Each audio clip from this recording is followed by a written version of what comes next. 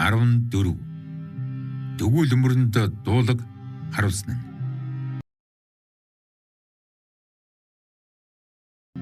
Тэмүүжин алагтайн ууланд 8-ны зэргийг ихэл дийлж. Нэг зэрэг авч бурхан халдуунд буцаж ирээд олон жанжин зэргийн үхсдийн эм үрд тэжээлэг хишиг хүртэн өхүүлж. Амьдын гавья зүтгэлийг ялган салгаж шагнан өхөөл.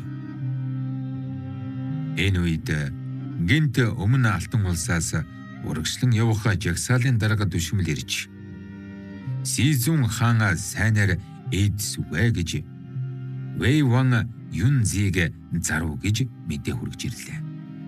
Алтан улс гинт бас ягаад Бэд улстай эйдэхийг санагалцав. Уг нь Сүн улс алтан улсаас өшөө авахаа сэтгэл дэгдээгээд эд цуглуулан цэрэг илсэв.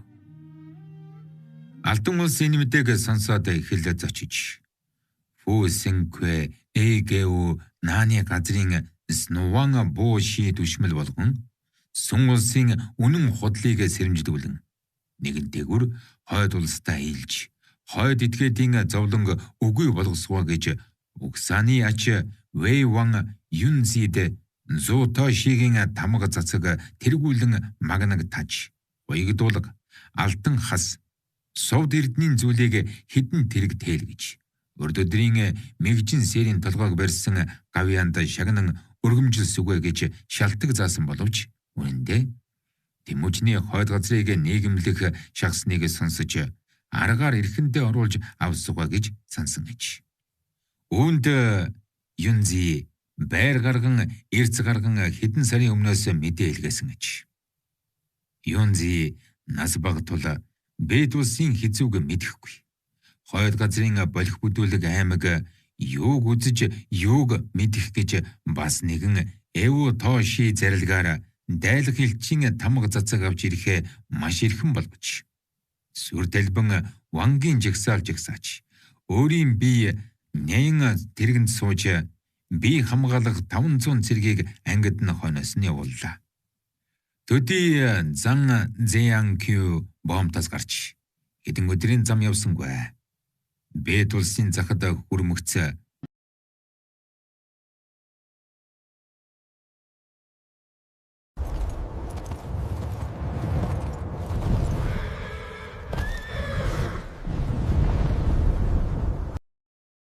гинт бууны дуу гарч нэгэн салааны улаан туг хяар улаан хоёг дуулгад зэрэг гарч ирэн зам хөндлсөн жигсав. Вэй Ван Юнзи ихэл зочин яран учрыг асуувал Бэд улсын өмнө дэх хошууч хөлөг боорч 500 шалгадаг зэргийг авч зах хязгаарыг цагдан явах ажээ. Юнзи ирсэн учраас тодорхойлон хэлүүлсэнд боорч өөрийн зэрэгтэй цааз зарлан буудлаж зэлэм сайхан сурталд хоёулыг алтан улсын элчийн буудал тийшэлгэн зочны ёсоор тоос гүвх хурмын арх хоныг хүргүүлэн үг хэлцгээр илгээв. Зэлэм Вэй Ван Юнзийн буудалд орж эрхэн алтан улс хэдийгээр дэлхий дахны багсагыг эзлэвч бидний Бэд улсад харьяагүй тул бид манай эзнээс иш захиа өгүүгээр их Ванга захын дотор тальбан оруулж үйлч чадна гэсэнд Юнзи хэдийн захиа товтлогсон билээ гэлээ. Зэлэм их Вангийн мэдээ улсад очисон боловч манай тушаалын газар тэмдэг ирээгүй гэсэнд Юнзи аргагүй уурыг хөлцөж төдгөлцөл дараа өдөр Тэмүүжний өмнөөс дүү хавд хасар ойд учиг хоёул тэмдэг зэв барьж Вэй Ван Юнзиг ухтан ташрамда Жиусиуа Эвуг журамт сайд гэж хүүрийг 8-ны захад хүргээд алтан улсын элчийг өдөрдөн улсад орууллаа. Хөлөг боорч жонон мухлан захиагаар Юнзигийн цэргийг захын гадна хоцроож Юнзиг дагсан ардын хамт талбан орууллаа.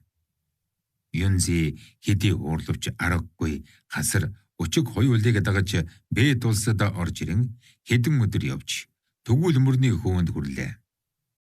Юнзи Тэмүүжний зочинд золгох их өртөө буудалд Тэмүүжинтэй харилцсан золголдоход Тэмүүжнийг хүжийн ширээ бэлдэж хааны зарилгийг мөргөж хүлээн ав гэлээ. Тэмүүжин өчүүхэн инээж. Манай Бэт улс энэ тэргүүнд Тэнгэрийн хүү бүрд чоноос уламжлан энэ Бэт улсын эзэн болсоор миний биед хүртэл 25 үе болж. Үүнд өмнө Хятад ба Сүм улсад боол болон дагсан газар огтугүй байтал дундад Алтан улсын эзэн яах намайг боол улстай адилтхан үзэж болох аж. Би ямар ч аимшиггүй урдаас дээдсийн байгуулсан улс төрийг хүлээн эзэлж байгаад дээдсийн ясыг ширхлуулан танаа улсад боолчиж болно гэж харийн зочны ясаар залгалдав. Юнзи уур чиглэрвч Тэмүүжний өчх нь мөн зөв бөгөөд бас нүд өргөн үзвэл Бэд улсын эзний сайд төшмөд нь хоёр аймаглаа хараад сайн жигүр мэдэж их саад зах дараал нь цөм цолгорсон баатрууд өгөөд цог сүлд хурц гэрэлтэй хэрхэвж өвдөг нуглах байдалгүй. Юнзи жархилдан булаалдаж чадахгүй аргагүй зочны суудалд сууж ирсэн учир тухайга хэллээ. Тэмүүжин хөнгөмсгөлөн маргаж. Надад эрдэм мэдл үгүй. Оюун мэдл мөчид байтал эрхэм таны эзэн энэ мэд хүн дээр үзэж эдгээр зүйлийг илгээсэн нь үнэхээр талархаж баршгүй. Гагц манай энэ хойд газар гихч эрднээс нааш шулуун үнэнчигээс сахил болгодог тул хоосон нэр хөндөй өргөмжлөлийг эрхлэх үгүй. Эрхэн улс талаар сэтгэл сүйтгэж юу хийх вэ гэлээ. Юнзи даруй өмнө газрын зангаар ёслол хөгжмийн хэв дүрм ба тамга өргөмжлөлийн эрхэм өндөр хийгээд алд торгоны дүрм дүрс хас сувдын жухаг үнтэйг нэгэн зэрэг тоочин хэлсэнд Тэмүүжин бас өчүүхэн өшөөлж хариу хэлсэн нь. Манай бүдүүлэг улсад харин эдгээрийг огт мэдэхгүй. Гагц хичээх нь эзэн нь итгэмжтэйгээр инэрх, сайд нь чигчээр зүтгэх, эрх нь улс аймаг, хүсэх нь газар орон болно. Хэрвээ эзэн нь ховдог үжид дүшмэд залхаа цусар болоод эрх нь эд ашиг, хүсэх нь жаргал цэнгэл болвол хэдий тамаг өргөмжлөл ба алд торог байвч эгнэгт юуны тусаач. Гэт ил зүйлийн өчүүхэнж авахгүйгээр сайн сэтгэлийн хариуд сайхан хуримлан дайлна.